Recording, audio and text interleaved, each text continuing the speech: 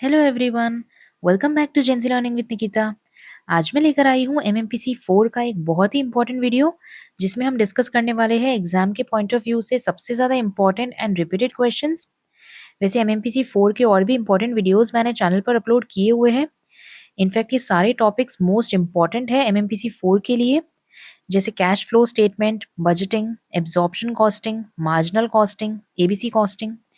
तो एक बार एग्जाम से पहले आप प्लेलिस्ट ज़रूर चेक करें, आपको काफ़ी हेल्प मिलेगी। और हाँ, अगर आप मेरे चैनल पर नए हो तो चैनल को सब्सक्राइब करना बिल्कुल मत भूलना। चलिए फिर बिना टाइम वेस्ट किए आज का वीडियो शुरू करते हैं। सबसे पहले बात करते हैं, what is human resource accounting. देखो, human resource accounting is the process of identifying, measuring and reporting the investment made in human resources of an organisation. देखो, सिंपल वर्ड्स में बात करें तो एम्प्लॉयज़ पर हम जो भी कॉस्ट इंकर करते हैं, जैसे रिक्रूटमेंट कॉस्ट या उनकी ट्रेनिंग में या उनके डेवलपमेंट पे, और उनसे फ्यूचर में जो भी बेनिफिट्स मिलते हैं, उनको अकाउंटिंग टर्म्स में मेजर करना और रिपोर्ट करना, इसी को बोलते हैं हम human resource accounting. Okay, now why is human resource accounting needed. देखो, ट्रेडिशनल अकाउंटिंग सिस्टम में तो एम्प्लॉयज़ को एक्सपेंसेस माना जाता था। मीन्स उन्हें सैलरी देना, उनकी ट्रेनिंग पे खर्चा करना, ये सब कॉस्ट होती है एक ऑर्गेनाइजेशन की। बट रियलिटी में एम्प्लॉयज़ ऑर्गेनाइजेशन के लिए वैल्यू क्रिएट करते हैं। लाइक जैसे प्रॉफिट, ग्रोथ और इनोवेशन सब एम्प्लॉयज़ के थ्रू ही होता है, राइट? इसलिए एचआरए ये मानता है, मीन्स ह्यूमन रिसोर्स अकाउंटिंग ये मानता है कि human resources are assets, not just expenses of an organisation.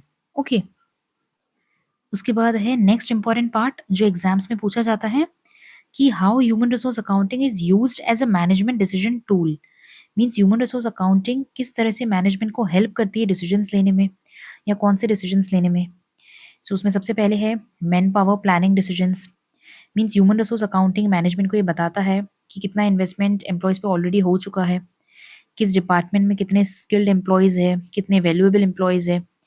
इससे मैनेजमेंट ये डिसाइड कर सकती है कि न्यू हायरिंग करनी है या नहीं, वर्कफोर्स रिड्यूस करनी है या फिर एक्सपैंड करनी है। एचआरए मैनेजमेंट को हेल्प करता है मैन पावर प्लानिंग डिसीजंस लेने में। ओके, देन सेकंड है training and development decisions. Means human resource accounting ये शो करता है कि ट्रेनिंग पर कितनी कॉस्ट आई है, ट्रेनिंग के बाद एम्प्लॉयज़ की वैल्यू बढ़ी या नहीं। इससे मैनेजमेंट ये डिसाइड कर सकती है कि कौन से ट्रेनिंग प्रोग्राम्स यूजफुल थे, कौन से वेस्ट ऑफ मनी है। ऐसे training becomes investment, not just expense. Training and development decisions में भी हेल्प करता है। ओके, देन थर्ड पॉइंट है performance evaluation and reward decisions. Means human resource accounting की हेल्प से हाई वैल्यू एम्प्लॉयज आइडेंटिफाई होते हैं, उनका कॉन्ट्रीब्यूशन मेजर होता है।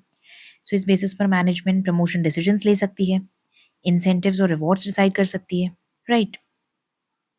देन उसके बाद है cost control and reduction decisions.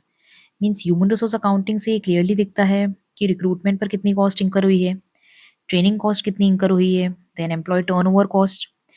Management high turnover वाले डिपार्टमेंट्स पे कॉस्ट कंट्रोल ला सकती है and cost effective HR policies बना सकती है। इससे अननेसेसरी एचआर कॉस्ट भी रिड्यूस होती है। Okay, then long term strategic decisions. Means top management के लिए भी एचआरए यूजफुल होता है, जैसे एक्सपेंशन डिसीजंस लेने में, मर्जर्स एंड एक्विजिशन, या फिर automation versus human labour decisions, क्योंकि मैनेजमेंट को पता होता है कि ह्यूमन कैपिटल की एक्चुअल वर्थ क्या है। Okay, in conclusion human resource accounting employees को असेट के फॉर्म में ट्रीट करता है, और ये मैनेजमेंट को बेटर प्लानिंग, कंट्रोल और डिसीजन मेकिंग में हेल्प करता है। HRA converts human potential into measurable value. Okay, इसलिए हम कह सकते हैं कि ह्यूमन रिसोर्स अकाउंटिंग एक इफेक्टिव मैनेजमेंट डिसीजन टूल होता है जो एक ऑर्गेनाइजेशन की परफॉर्मेंस को इम्प्रूव करने में हेल्पफुल होता है। Okay, so this is all about human resource accounting. उसके बाद अब देखते हैं next important topic, what is performance budgeting. देखो, परफॉर्मेंस बजटिंग का मतलब होता है बजट को सिर्फ पैसों के बेसिस पर नहीं, बल्कि परफॉर्मेंस के बेसिस पर बनाना। यानी इसमें ये नहीं देखा जाता कि कितना पैसा स्पेंड हुआ है, बल्कि ये देखा जाता है कि उस पैसों से क्या रिजल्ट अचीव हुआ है। परफॉर्मेंस बजटिंग का मेन एम होता है कि ये शो करना कि फंड्स का यूज किस तरह से स्पेसिफिक आउटपुट्स और रिजल्ट्स जनरेट करेगा, जिससे अकाउंटेबिलिटी इंप्रूव होती है। ओके, अब देखते हैं की features of performance budgeting. Performance budgeting में ऑब्जेक्टिव्स पे फोकस होता है। इसमें आउटपुट और रिजल्ट्स को मेजर किया जाता है एंड कॉस्ट बेनिफिट एनालिसिस होता है। देन रिस्पॉन्सिबिलिटीज फिक्स की जाती है कि कौन क्या अचीव करेगा। Okay, so these are some features of performance budgeting. Then why is performance budgeting important. देखो परफॉर्मेंस बजटिंग मैनेजमेंट को डिसीजन लेने में भी हेल्प करता है एंड इससे रिसोर्सेज का प्रॉपर यूटिलाइजेशन भी होता है, वेस्टफुल एक्सपेंसेस भी कंट्रोल होते हैं एंड परफॉर्मेंस बजटिंग से अकाउंटेबिलिटी एंड ट्रांसपेरेंसी भी बढ़ती है। फॉर एग्जाम्पल, मान लो अगर एचआर डिपार्टमेंट के लिए 10 लाख का बजट दिया गया है, तो परफॉर्मेंस बजटिंग में ये भी देखा जाएगा कि कितनी हायरिंग हुई, ट्रेनिंग का इम्पैक्ट क्या रहा, प्रोडक्टिविटी इंप्रूव हुई या नहीं हुई। सो परफॉर्मेंस बजटिंग आउटपुट और रिजल्ट्स को मेजर करता है और ये चेक करता है कि परफॉर्मेंस कितनी इंप्रूव हुई है, कितनी इफेक्टिव परफॉर्मेंस हुई है। Okay, so this is performance budgeting. अब उसके बाद देखते हैं what is zero based budgeting. देखो जीरो बेस्ड बजटिंग का मतलब होता है हर बजट साइकिल को जीरो से स्टार्ट करना। यानी पिछले साल का बजट ऑटोमेटिकली एक्सेप्ट नहीं होता है, हर एक्सपेंस को दोबारा जस्टिफाई करना पड़ता है। Now why is it called zero based?